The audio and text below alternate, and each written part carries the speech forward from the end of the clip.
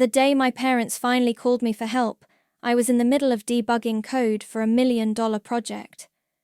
Funny how they only remembered my number when their golden child's mistakes caught up with them. I'm Vivienne, and I've spent 31 years being the responsible one, the reliable one, the boring one, the one who wasn't Colin. Honey, we need to talk.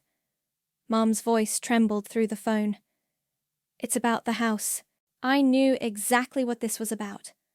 Colin's latest revolutionary startup had crashed and burned, taking their home equity loan with it.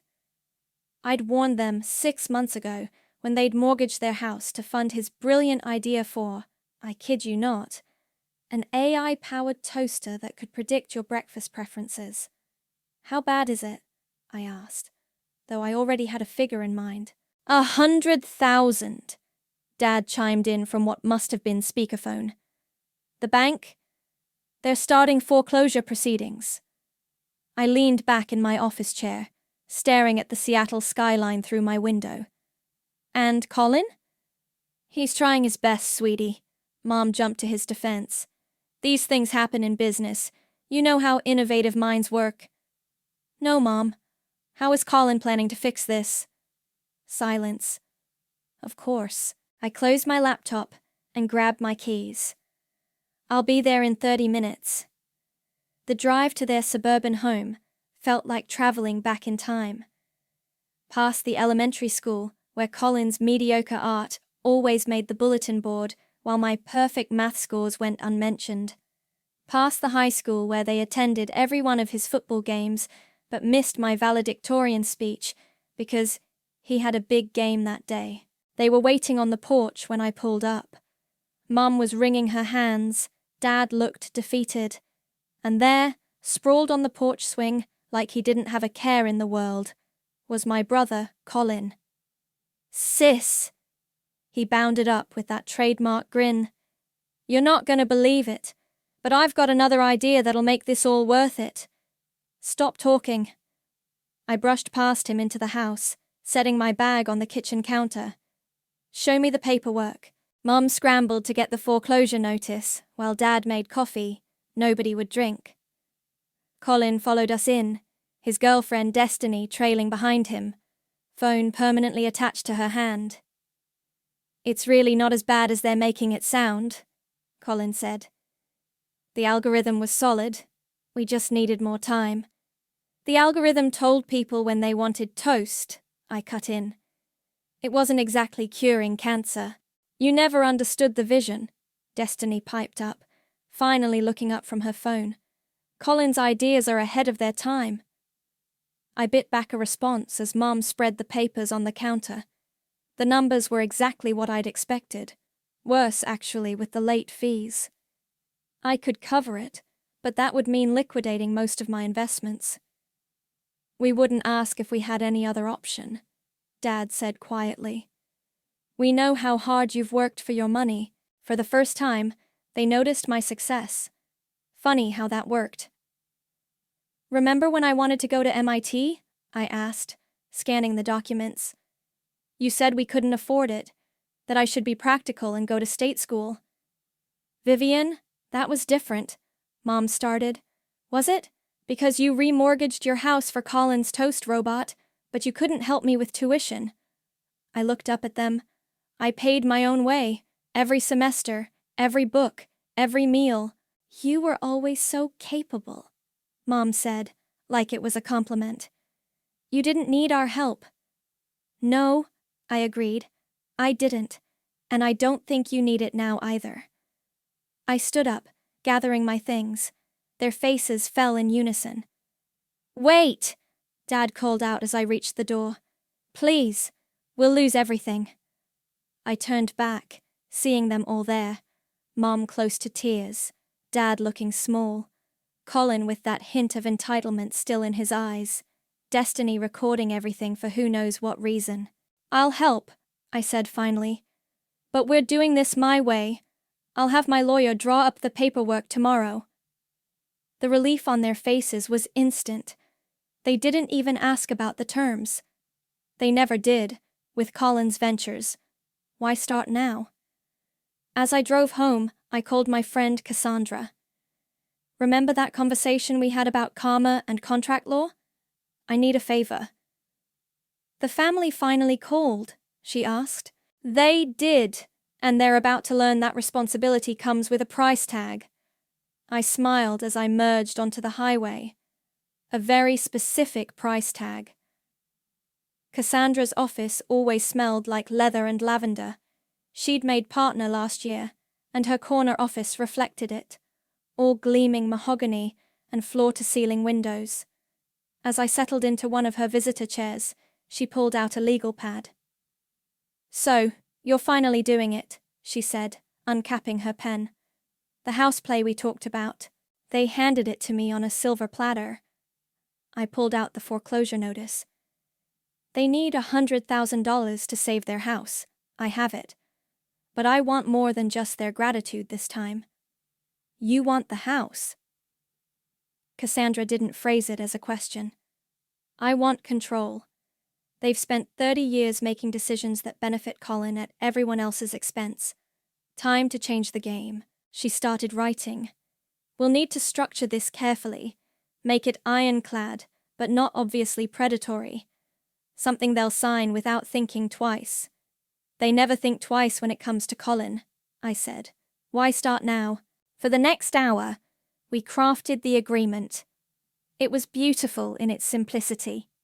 I'd pay off the loan, but the modified lien would add me to the title. One signature, and I'd own 1/3 of their home. Another clause buried in the middle would trigger full transfer of ownership once the debt was cleared. They won't read this carefully, Cassandra warned. Are you sure you want to go through with it? My phone buzzed. A text from Colin. Thanks for helping the parents out, sis. BTW, got another idea to run by you later. This one's guaranteed money. I showed Cassandra the message. She nodded and kept writing. The next morning, I met my parents at their bank. Mum was wearing her Sunday best, like she always did for important occasions. Dad had actually ironed his shirt. They both looked relieved to see me. Where's Colin? I asked, noting his absence. Oh, he had an important meeting with some investors, Mum said quickly, for his new project. Of course he did. I set my briefcase on the loan officer's desk. Shall we begin? The loan officer, a tired-looking woman named Janet, spread out the documents. I've reviewed the modified agreement your lawyer sent over. Everything appears to be in order. I watched my parents' faces as Janet explained the terms. They nodded along, barely listening, their eyes fixed on the number at the bottom of the page, the number that would save their home. So, Vivian will be added to the title? Dad asked, but his tone suggested he didn't really care about the answer. Yes, as a co-owner, Janet confirmed.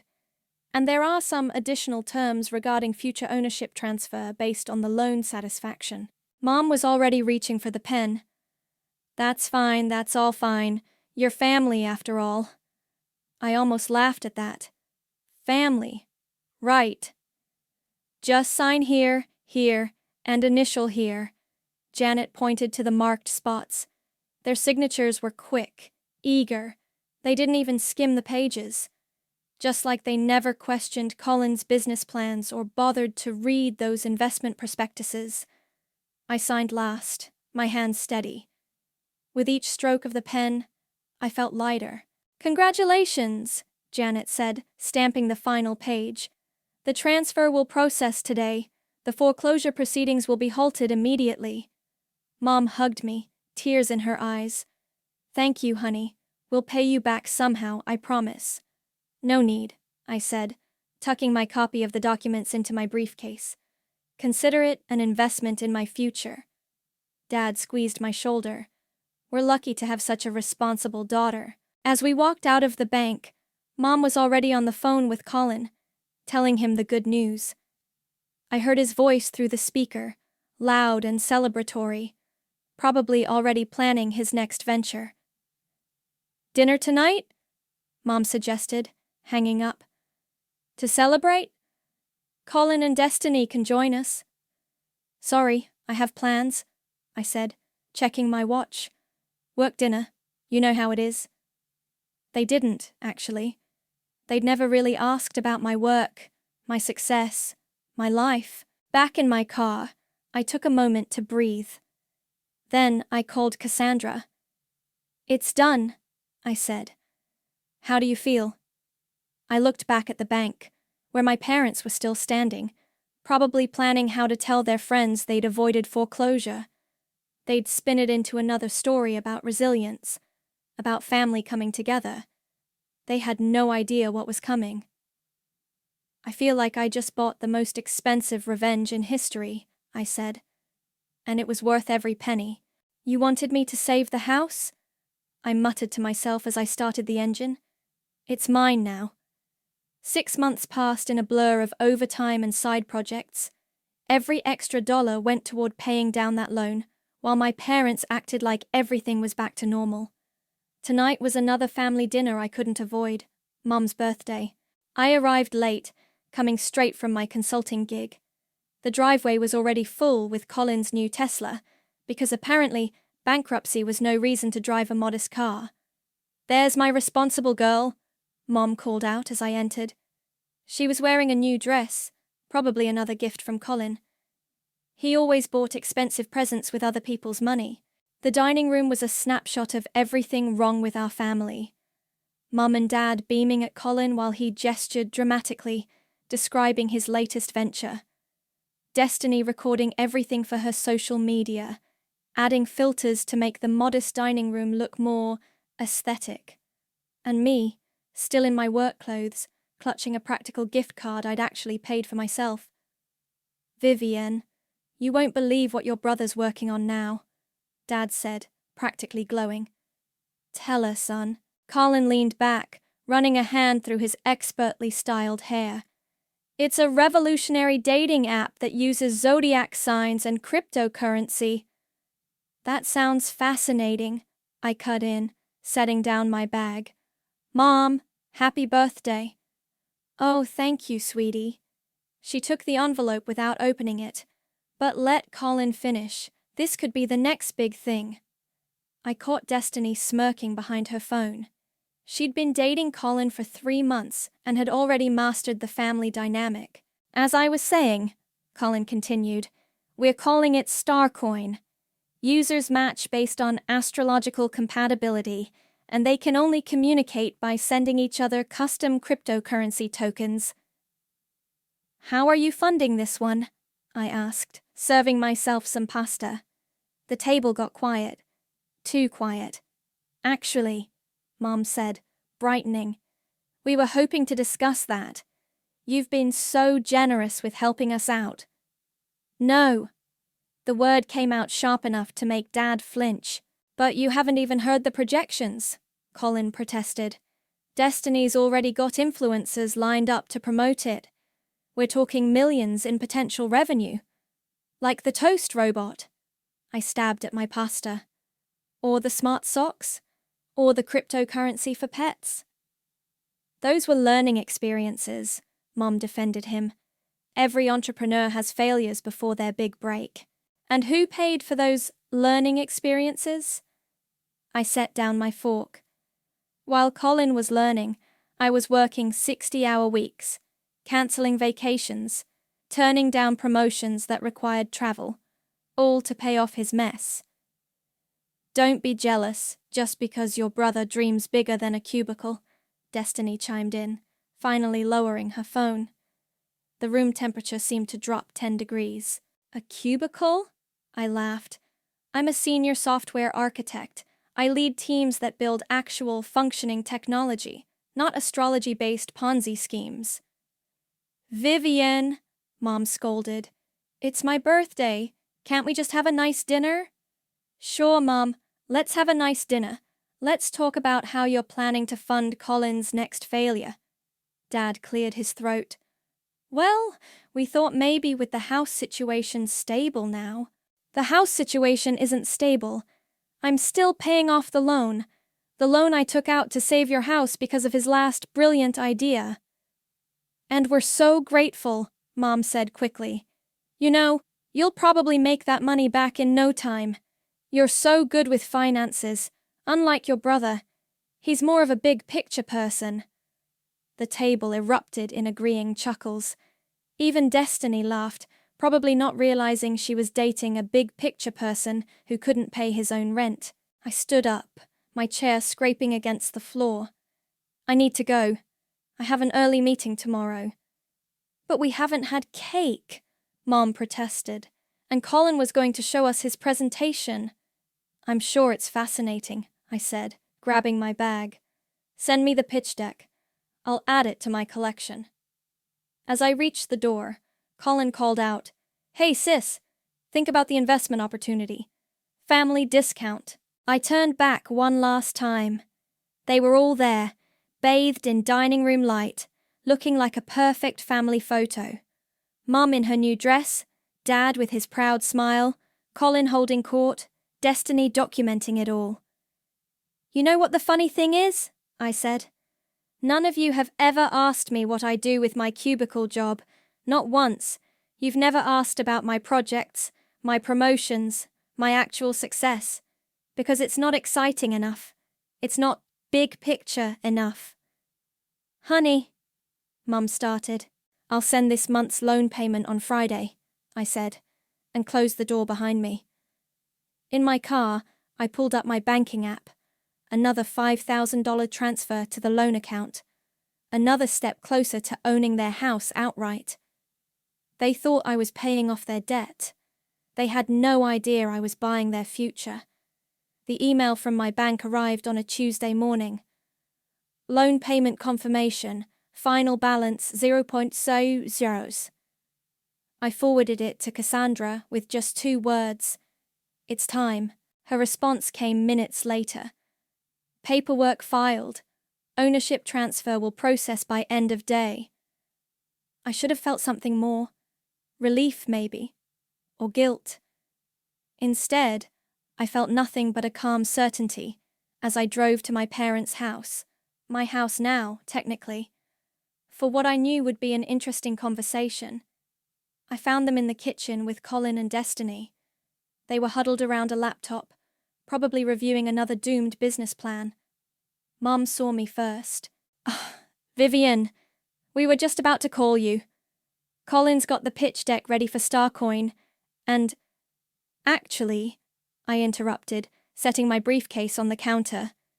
"We need to talk about the house." "Oh, did you make another payment?" Dad asked. "You're so diligent with those." "I made the final payment." I kept my voice neutral. "The loan is paid off." Mom clapped her hands together. "That's wonderful. Now we can focus on Colin's new venture. We were thinking of taking out a small business loan." "You can't," I said. Colin looked up from his laptop. "What do you mean, they can't?" "They can't take out a loan against the house," I explained, pulling out the documents. "Because they don't own it anymore. I do." The kitchen went silent. Even Destiny stopped typing on her phone. "What are you talking about?" Mom laughed nervously. "Of course we own the house." I laid out the paperwork on the counter. "Remember that agreement you signed at the bank? The one you didn't read? It included a transfer of ownership clause that activated when the loan was paid in full." Dad grabbed the papers, his hands shaking. This can't be legal." "It's completely legal," I said. "You signed it. All of you did. Check the signatures." Colin stood up so fast his chair fell backward. "You tricked them. This is fraud." "No, it's contract law. Something you might want to study before your next startup failure." "Vivian," Mum's voice was trembling. "We're your family. You can't do this to us." "Family?" I laughed. "Was it family when you remortgaged your retirement to fund Colin's pet cryptocurrency? Was it family when you missed my college graduation for his football game? Was it family when you spent my college fund on his first failed business?" "That's different," Mum protested. He needed consequences," I cut in. "And so did you." Destiny was filming everything now, probably already planning the viral sympathy post. "This is so toxic," she muttered. "Like, literally evil." "The house is mine," I continued, ignoring her. "Legally and completely. You can stay as tenants if you want. I'll draw up a lease, market rate rent." "You can't be serious," Dad said, still staring at the papers. "We're your parents, and I'm your daughter, the one you never needed to worry about, the responsible one, the boring one." I picked up my briefcase. Turns out I learned something from Colin after all, how to execute a hostile takeover. Colin lunged forward, but Dad caught his arm. "You ruined everything," he shouted. "All my investors were counting on this house as collateral." "More investors you lied to?" I asked. "Add them to the list. I'm sure Destiny can make a great TikTok about it." Mom was crying now. "Please, sweetie. We can work something out. We're still family." "Family doesn't exploit family," I said. "But you never learned that lesson, did you? You just kept enabling him, kept sacrificing everything for his dreams. Well, now you've sacrificed your house, too." "I'll fight this," Colin threatened.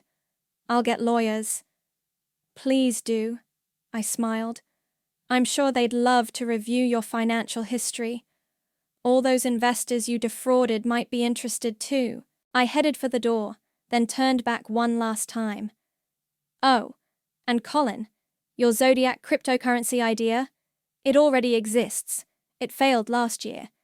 But you'd know that if you did any actual research."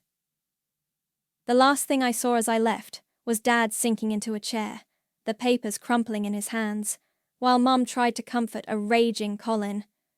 Destiny was already typing furiously on her phone, probably crafting the perfect victimhood narrative for her followers. In my car, I called Cassandra. "How did it go?" she asked. "About as expected. Tears, threats, guilt trips, the usual." "And how do you feel?" I looked back at the house, my house now, and watched Colin storm out to his Tesla, Destiny trailing behind him with her phone still recording. "I feel like I just closed the most expensive therapy session in history," I said. "And it was worth every penny. The fallout was nuclear. Within hours, Destiny had posted a heavily edited version of our confrontation, painting me as the evil sister who stole her poor family's home. The comments were exactly what you'd expect. So toxic! Family is forever! How could she do this to her own parents?" I was at work when Mum's first wave of flying monkeys hit. My phone buzzed with messages from aunts, cousins, and family friends I hadn't heard from in years. "Your mother is heartbroken," read Aunt Sarah's text. "How could you be so cruel?" I muted my phone and focused on my code review until Nathaniel, my team lead, tapped on my desk. "Your brother's in the lobby," he said quietly. Security called up. "He's making quite a scene." I pulled up the lobby security feed on my monitor. Sure enough, there was Colin, red-faced and gesturing wildly while Destiny filmed everything. Security was keeping him from the elevators. "Want me to call the police?" Nathaniel asked. "No need." I stood up, straightening my blazer. "I'll handle it." The elevator ride down was surprisingly peaceful. I used those 30 seconds to center myself, to remember every missed opportunity, every dismissed achievement, every time they chose him over me. The lobby was silent when I stepped out, except for Colin's voice echoing off the marble walls. "Where is she? I know she's here. You can't hide behind security, Vivian." I walked straight toward him. "I'm not hiding, Colin. I'm working. You know, that thing some of us do?" He spun around, Destiny's camera following his movement. "You think you're so smart, don't you? Tricking our parents, stealing their house." "I paid for that house," I said calmly. "Every penny of it. While you were launching failed startups, I was working overtime to clean up your mess. They were going to help fund Starcoin.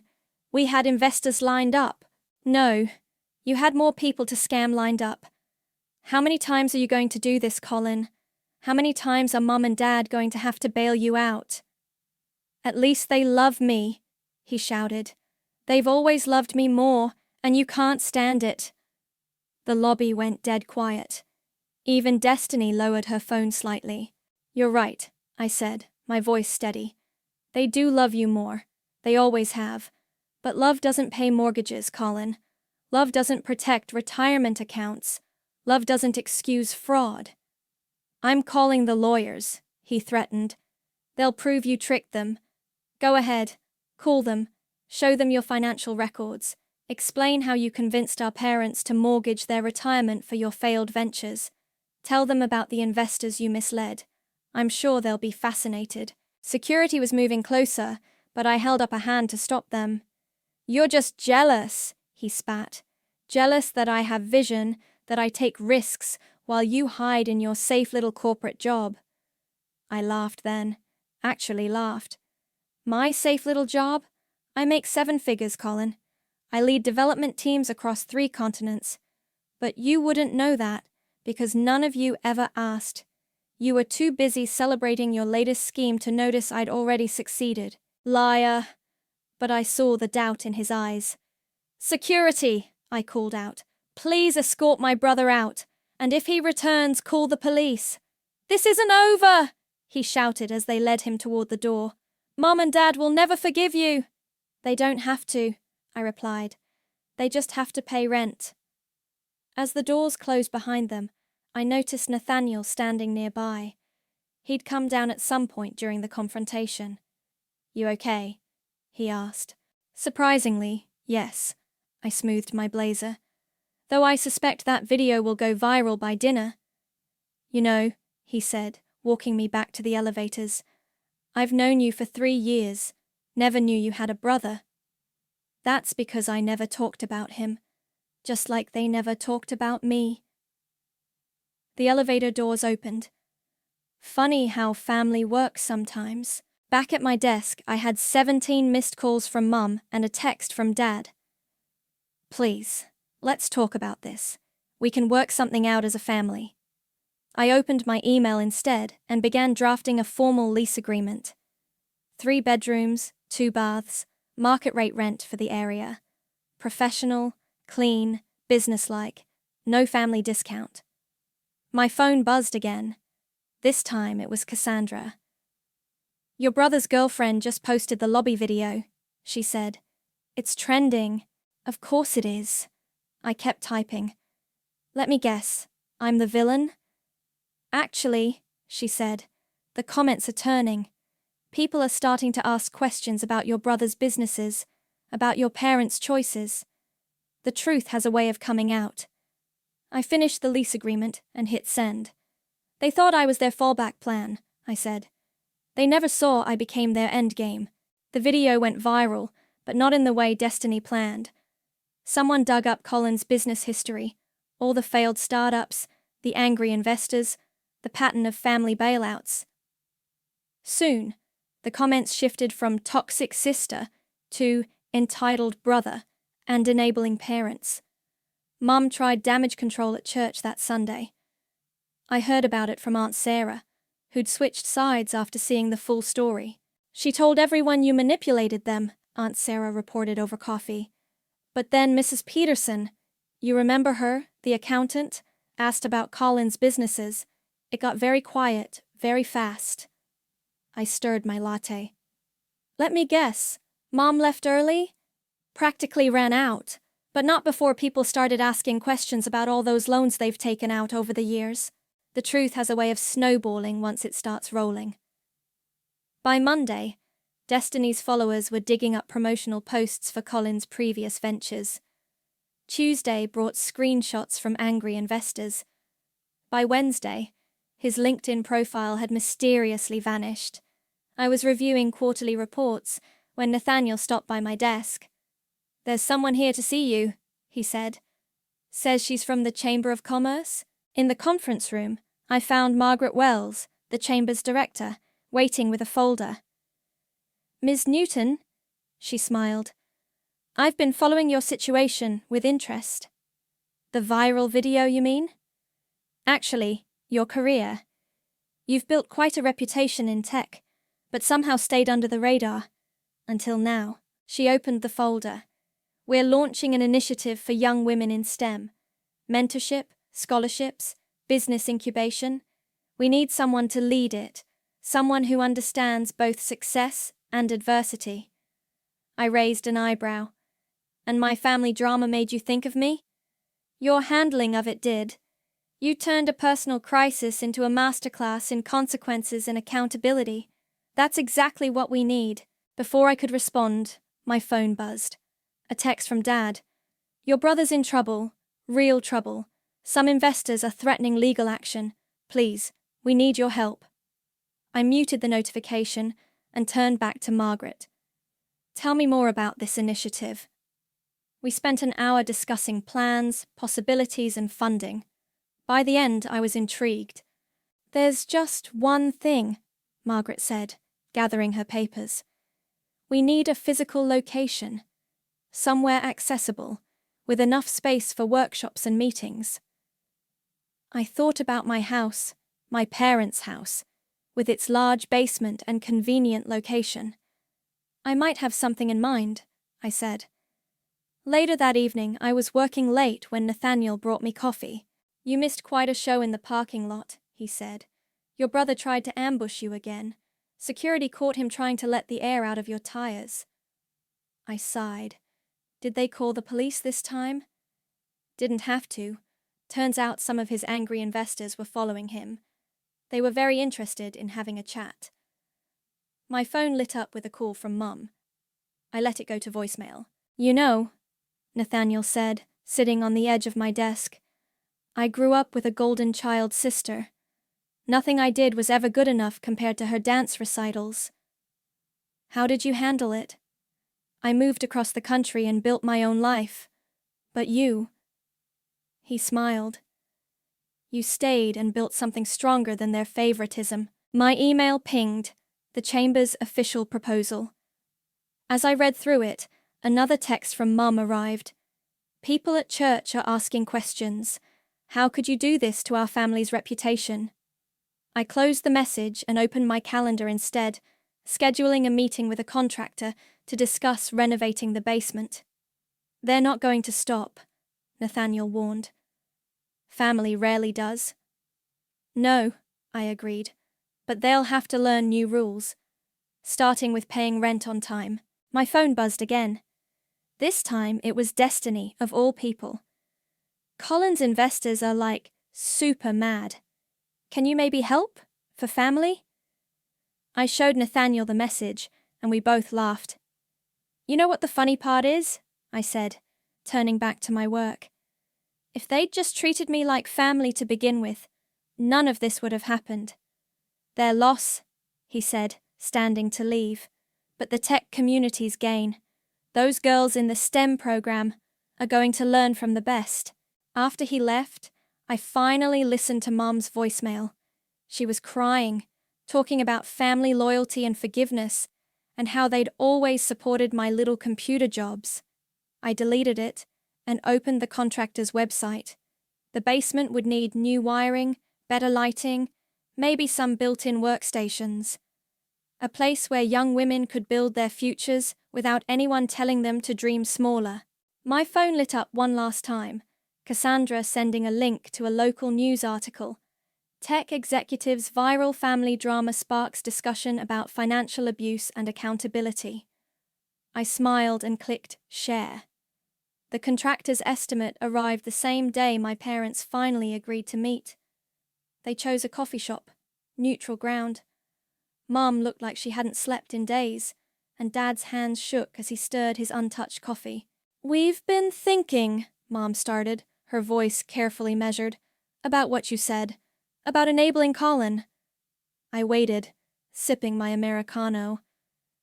Some of his investors came to the house, Dad continued. They were angry, very angry, showed us things we didn't know about, promises he'd made. And, I set down my cup, and we realize now that maybe, Mom's composure cracked slightly. Maybe we made some mistakes. Mistakes.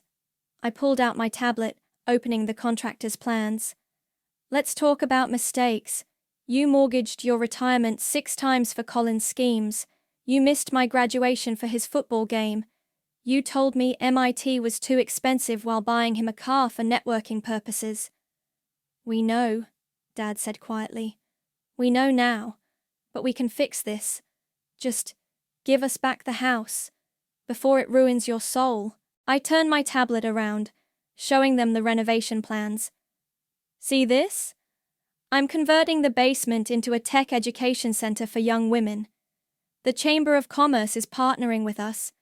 We'll offer mentorship, scholarships, internships.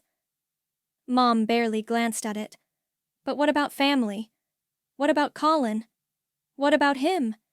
His investors are threatening legal action. His girlfriend's influencer career is tanking because she helped him promote fraudulent businesses. He made his choices.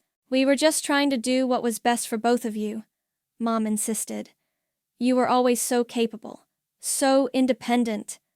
I had to be. The words came out sharper than intended. You left me no choice. Every time I needed support, you were too busy supporting him.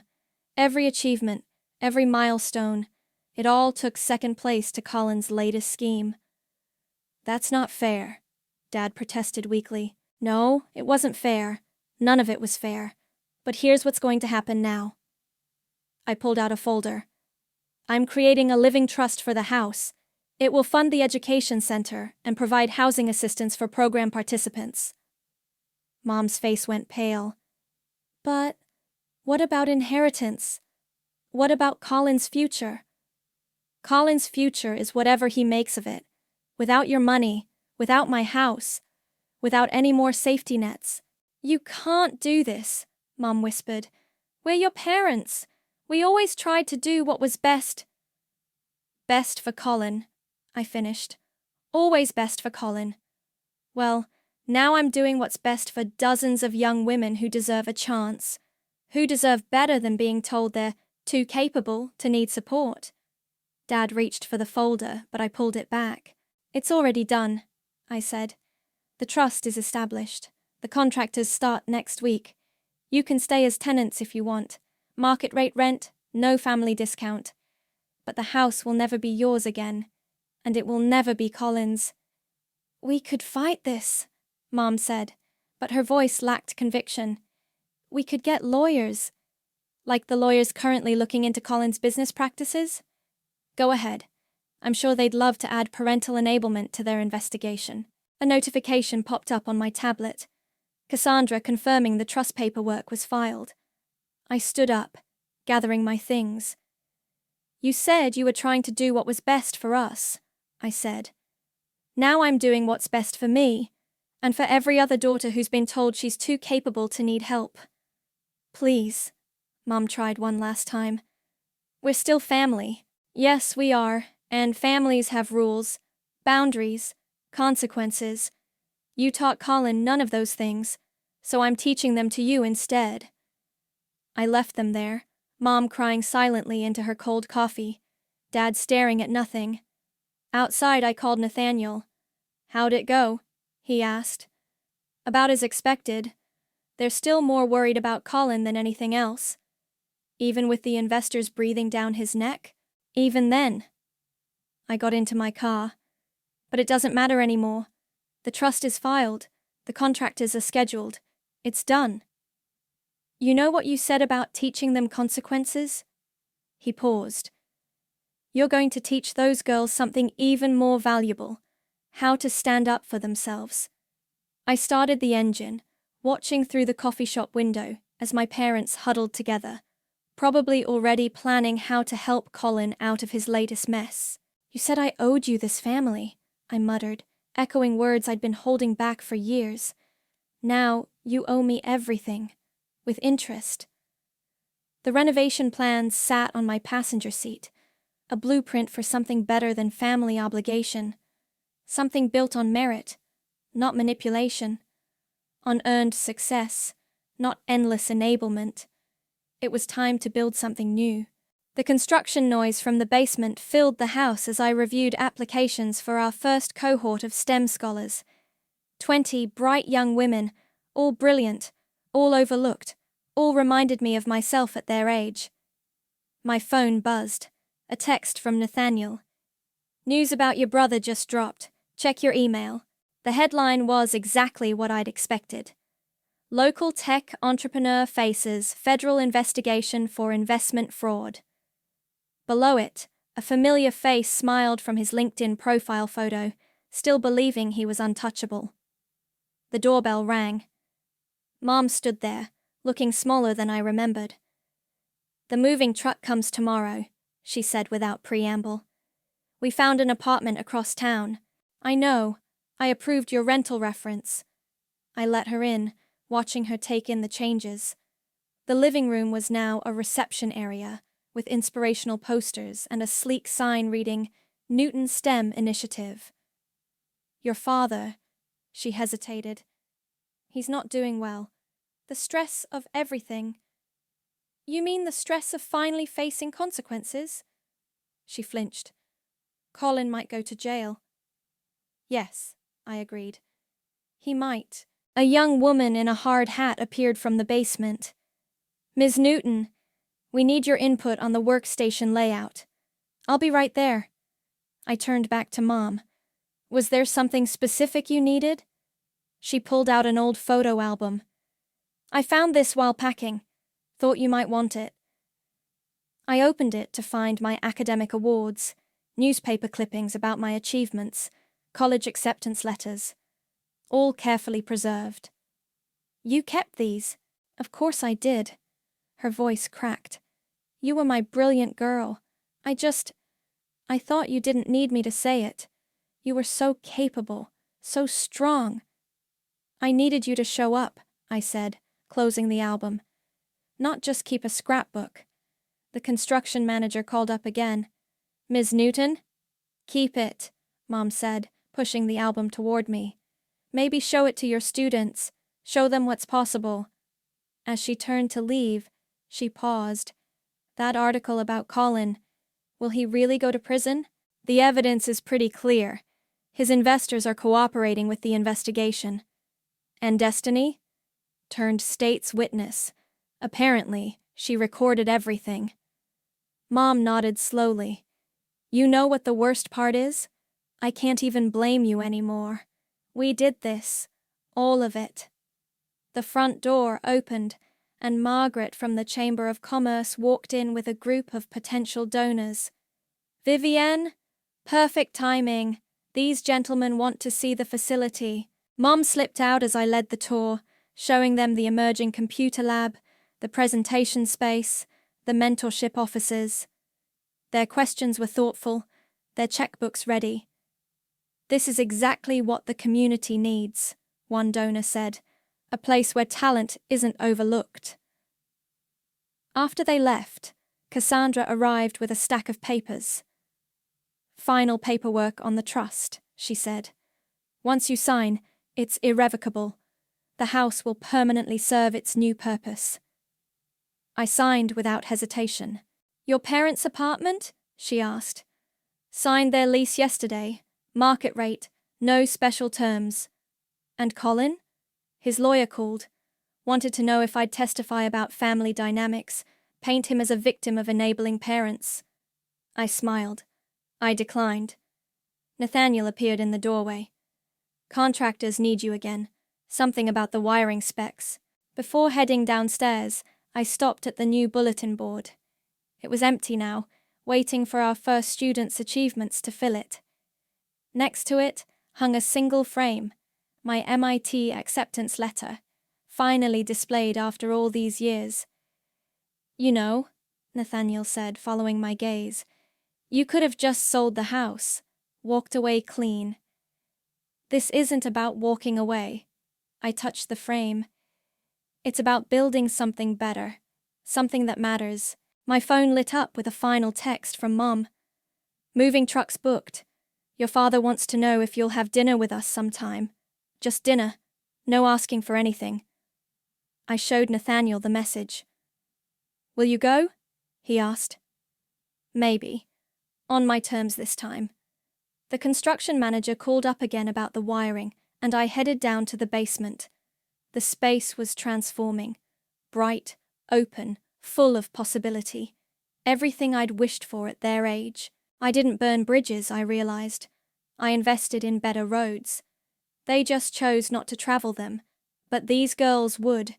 These brilliant, overlooked, capable girls would build their own paths, their own success stories. And this time, someone would be there to support them. The house wasn't just mine anymore. It belonged to every young woman who needed what I never had, a chance to shine without being told she was too bright. That was worth more than any inheritance.